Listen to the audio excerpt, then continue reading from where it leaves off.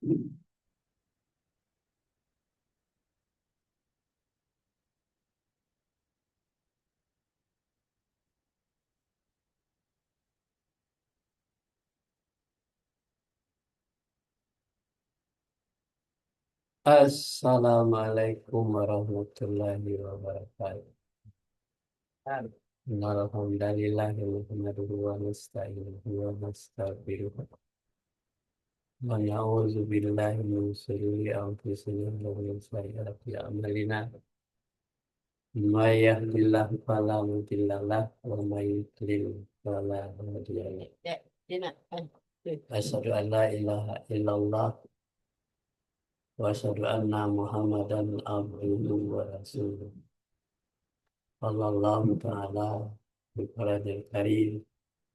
A'udzu billahi minasyaitonir rajim. Bismillahirrahmanirrahim. Ya ayyuhalladzina amanu taqullaha wa tanzur nafsum ma qaddamat ligat wa taqullaha innallaha khabirun bima ta'malun. Sadaqallahu. Syukur alhamdulillah kita kepada Allah Subhanahu wa taala. Pagi hari ini kita diberikan nikmat sehat, nikmat iman, nikmat Islam, sehingga kita bisa melaksanakan kegiatan rutin kita, yaitu mengkaji ayat Allah, agar kita selalu mendapat perlindungan Allah Subhanahu. Abang Tim. Dan kepada Nabi kita Muhammad Sallallahu Alaihi Wasallam, kita lupa mengirimkan salawat dan salam kepada dengan perjuangannya, kepilihan dan kesabarannya menghadapi tantangan hidup, baik dari dalam maupun di luar diri dia sendiri, dan Bluetooth mode. mendorong Waiting for connection. agar mereka Connect. eh, selalu istiqomah dalam menyampaikan ayat-ayat Allah sampai akhir hayat. Dan untuk selanjutnya, mari kita baca bersama-sama. Dimulai. Apa dulu dibaca nih? Bang. Oh ya, Tim. Tim baca deh. Hanan. Hanan. Sesuai dengan sabda Nabi, mintalah pertolongan kepada Allah dalam rangka memenuhi kebutuhan dengan cara menyembunyikan, karena sesungguhnya setiap orang yang mendapatkan kenikmatan suka yang ada yang hasut. Tidaklah suatu hari di mana matahari telah terbenam, kecuali ada dua malaikat yang berdosa. Ya Allah, berilah orang yang menafkahkan bagian hartanya dengan mengganti yang lebih banyak, dan berilah orang yang tidak memberikan sedekah kerusakan yang fatal.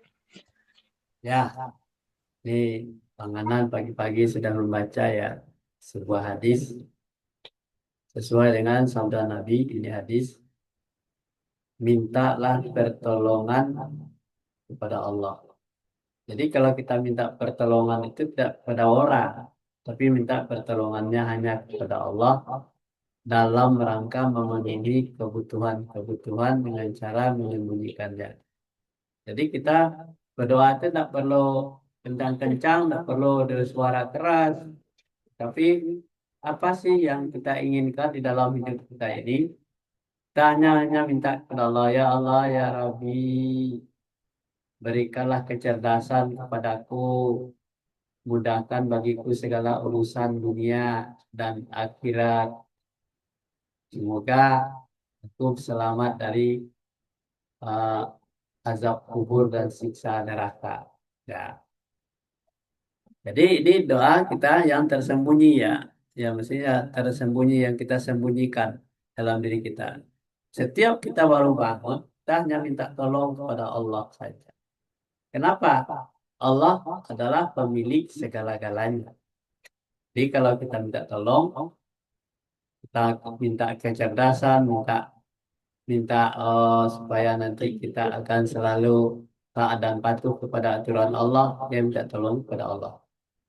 Karena sesungguhnya setiap orang yang mendapatkan kenikmatan suka atau hasad. Hasad. Ada orang yang suka, ada orang yang hasad. Hasad itu artinya dengki. Kita dapat dapat apa? Dapat rezeki. Ada orang yang hasad, ada orang yang suka pada kita. Si A ini kok kaya, kok saya enggak. Nah, jadi namanya mengatakan enggak itu namanya hasad, seperti kedengkian itu ada di dalam diri setiap manusia. Tidakkah suatu hari di mana matahari telah terbenam? Nah, tidaklah tidaklah suatu hari pada matahari terbenam. Matahari itu akan tenggelam ya. Kecuali ada dua malaikat yang berdoa. Jadi hari ketika matahari terbit, malaikat berdoa, ketika hari tenggelam, dua malaikat berdoa. Ya Allah, kata malaikat, ya Allah, berilah orang yang menafkahkan sebagian hartanya dengan mengganti dengan yang lebih banyak. Nah, jadi kalau kita memberikan sedekah, memberikan ilmu, memberikan apa saja yang bisa kita lakukan pertolongan pada manusia, Allah malaikat mendoakan kita, berikanlah dia ganti dari sedekahnya itu yang lebih banyak lagi. Dan balilah orang yang tidak memberikan sedekah kerusakan yang fatal. Jadi kalau orang yang pelit, kikir dan sombong, jadi ini didoakan oleh malaikat. Berilah orang-orang yang pelit, kikir dan sombong itu ya kerusakan dan yang fatal. Lanjut baca tuh. Siapa Hatim apa siapa? Dari anak dari. Hakim. Hatim. Ya, nam.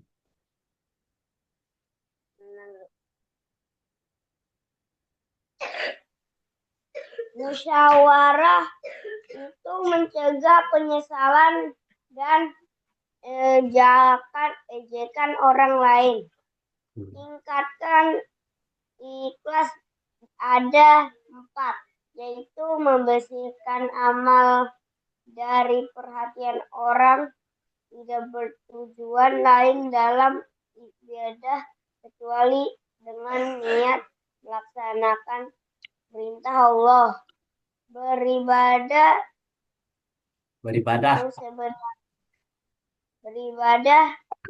yang sebenarnya bukan bertujuan agar manusia bertekuk lutut di hadapnya, mencintainya, memujinya agar memperoleh harta dan sebagainya. Ya, ini Hatim bacaannya sudah bersih, mirip dengan dosennya Hanan. Dosennya Hatim itu adalah Hanan ya. Jadi sudah apa diturunkan oleh Hanan ilmu bacanya nih. Jadi musyawarah itu adalah mencegah penyesalan. Ya, kalau kita dalam keluarga musyawarah itu artinya kita berdiskusi, musyawarah untuk mencegah penyesalan dan ejekan orang lain. Jadi apapun yang akan kita lakukan itu dilalui dengan musyawarah. Musyawarah itu artinya bertukar pikiran, saling saling tanya bertanya tentang permasalahan yang dihadapi.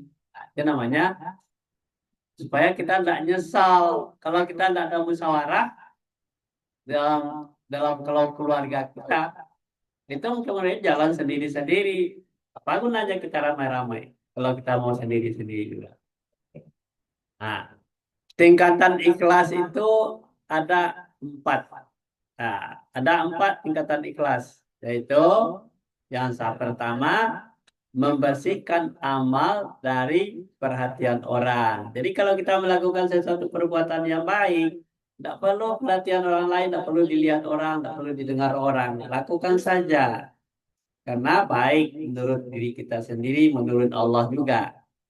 Yang kedua, tidak bertujuan lain di dalam beribadah kecuali dengan niat melaksanakan perintah Allah. Tidak ada tujuan lain.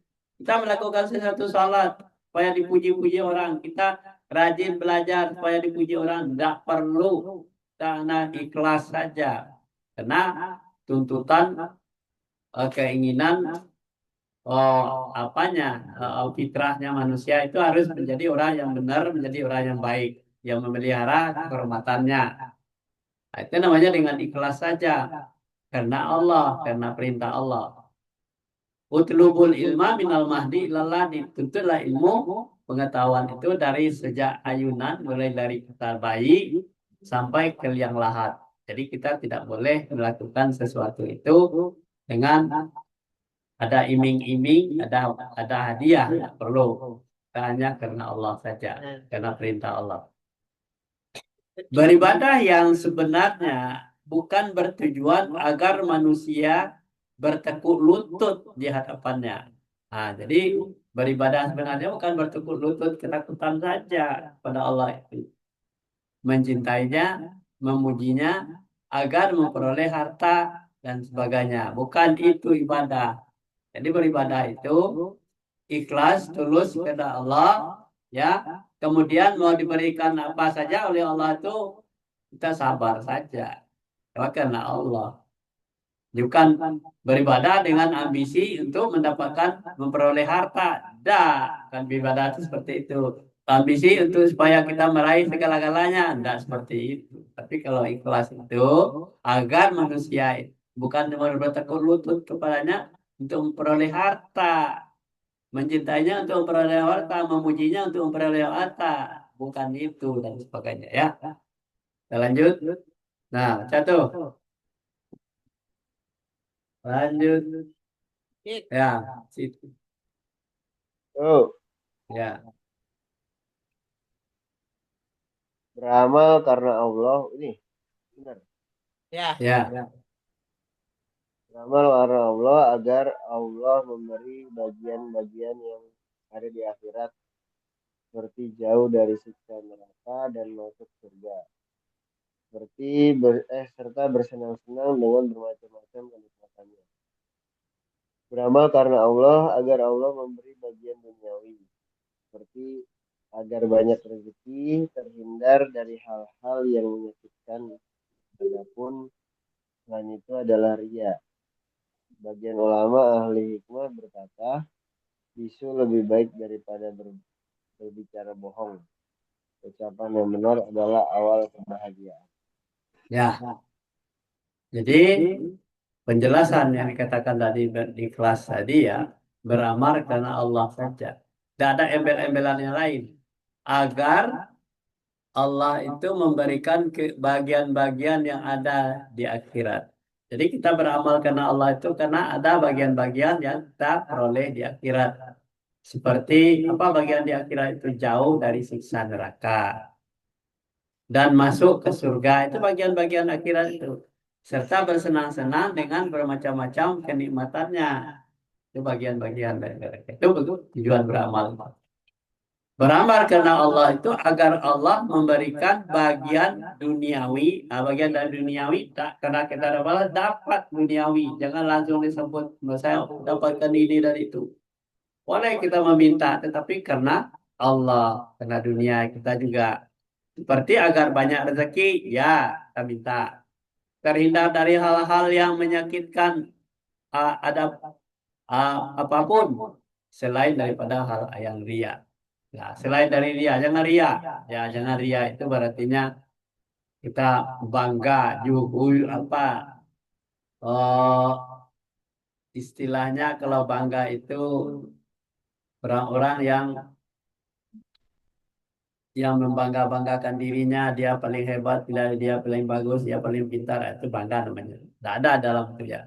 Sebagian ulama al-hikmah berkata, bisu lebih baik daripada berbicara bohong. Mendingan kita tidak pandai bicara. Lebih baik daripada berbicara bohong. Ucapan yang benar adalah awal dari kebahagiaan. Jadi banyak orang yang susah untuk mengucapkan kebenaran. mengungkapkan kebenaran. Ya, contohnya saja, tidak usah jauh-jauh. Ijazah palsu aja udah berapa tahun, dari 2022, dari 2016, tidak pernah mengungkapkan kebenarannya. Mana yang aslinya, mana ijazahnya? Sudah berapa saksi yang dipanggil oleh Polda Metro Jaya sampai sampai kesaksiannya sampai 151 saksi dan 100 ahli. Tetapi nyatanya yang ijazah aslinya tidak keluar juga. Itu berarti berbohong. Jadi ucapkan yang benar itu adalah bagian. Jadi kalau dia tidak menyembunyikan kebenaran, itu berarti dia salah berbohong. Kalau gitu, Isam bangun, ada Isam? Ini bobok. Tidur. Oh tidur ya. Udah. Kita nenek aja nih nenek. Ini Susna lagi mau berangkat ke Bandung. Oh, belum jalan deh. Belum. Udah Udah. jalan. Jalan. Sebagian Andi balak balak hak berkata, orang yang benar adalah peliharaan Allah. Sedangkan orang yang bohong tempat kehinaan orang yang benar. Nabi bersabda, sesungguhnya mengumpulkan harta itu memiliki 5 dampak negatif. Payah Hmm. orang yang mengumpulkannya. Lupa Ingat Allah. mengingat Allah karena sibuk mengumpul harta. Takut terhadap bekal dan pencuri. Ada lanjut. Ada 5. Pantas menyandang gelar, Wakil. takil atau fikir untuk dirinya. Menjauhkan diri dari orang yang soleh karena sibuk dan menghindarkan diri dari pengumpulan harta juga mengandung 5 dampak positif. Senang hari dan senang hati Ya. misalnya. Banyak waktu untuk mengingat Allah, merasa aman dari begal dan pencuri, pantas menyandang gelar Al-Karim, orang yang mulia di sisi Allah. Dapat berkumpul dengan orang yang soleh, dapat bergaul dengan orang yang soleh. Ya. Saya gantinya. Ya. Sebagian dari ahli balaghah. Ahli balaghah itu adalah ahli bahasa ya. Ahli balaghah berkata. Jadi ahli bahasa. Ahli sastra mengatakan ahli balaghah. Orang balaghah itu bermacam-macam ilmu yang ada di dalamnya. Itu namanya sebagian dari ahli balaghah berkata. Orang yang benar adalah pemeliharaan Allah. Ya. Tahu lah tuh. Dilasa lagi sekarang. Ya. Orang yang benar adalah peliharaan Allah, sedangkan orang yang bohong tempat kehinaan orang hina. Jadi kalau kita benar itu peliharaan Allah. Sedangkan orang yang berbohong tempat kehinaan orang yang hina. Siapa yang tukang bohong? Yaitu kelas caranya iblis. Ya, itu masuk orang berbohong hina. Nabi bersabda, sesungguhnya mengumpulkan harta itu memiliki 5 dampak negatif. Jadi mengumpulkan harta itu 5 dampak negatif. Yang pertama, payah dalam mengumpulkannya. Jadi kalau kita mengumpul harta payah siang malam sampai tak tidur, mengemas, harta, mengumpul-ngumpulkan harta aja kerjanya ngitung-ngitung sekurang tidur ya. Nah, itu namanya dampak negatif. Lupa mengingat Allah karena sibuk mengatur harta. Sebab sebentar lagi mau siang nih, uh, barang-barang belum di packing supayanya, nah, itu namanya pekerjaan yang sia-sia. Yang apa? Sibuk, lupa mengingat Allah. Salat juga belum tentu salat. Ya. Kemudian yang ketiganya takut terhadap begal dan pencuri. Nah, kalau orang yang terlalu banyak hartanya ya takut dari begal dan mencuri. Jadi kalau orang banyak harta itu resiko banyak. Bisa dibegal orang, bisa dicuri orang, bisa dirampok orang. Contohnya saja pedagang emas misalnya. Nah, dia harus emasnya dikemas dulu, tidak boleh digelar terus. Nah, itu sibuk itu. Sehingga habis waktu dia untuk mengemas itu saja. Nah, kalau dia di jalan, mau dibawa barang di jalan, dibegal. Kalau dia ditinggalkan di tokonya, dicuri orang. Ini contohnya. Nah, yang keempatnya, pantas menyandang gelar eh, bakil atau kikir untuk dirinya sendiri. Ya kan? Dia orang yang seperti itu, yang sibuk urusan duniawinya, bisa mendapat gelar bukan sarjana ikhlas, tetapi sarjana bakil dan sarjana kikir untuk dirinya sendiri. Yang kelima, menjauhkan diri dari orang yang saleh karena sibuk. Ya, tidak pernah Anda sempat gaul dengan orang saleh. Kapan mau bergaul dengan orang saleh? Karena kesibukan dari harta itu sendiri. Nah, ya. Terus, dan untuk menghindarkan diri dari mengumpulkan harta, caranya adalah gak? Caranya mengumpulkan diri dari mengumpulkan harta juga mengandung 5 dampak positif. Ya, yang pertama, senang hati dalam mencarinya. Bagaimana kita nyaman, senang dalam mencarinya harta itu. Kemudian banyak waktu untuk mengingat Allah, banyak zikir kepada Allah, ya kan? Kemudian merasa aman dari begal dan pencurinya. Ya, kita ada yang mau dibawa. Kita tidak bawa apa-apa, kita tidak punya apa-apa. Ya, kalau misalnya kita kita bisa naik kereta atau naik naik busway, kenapa kita tidak naik kereta, naik busway, fasilitas sudah ada. Kenapa kita membawa mobil mewah atau kekayaan yang dibawa di dalam mobil kita. Jadi aman. Itu tidak aman kalau kita lewat kendaraan umum, tidak aman dari begal dan pencurian.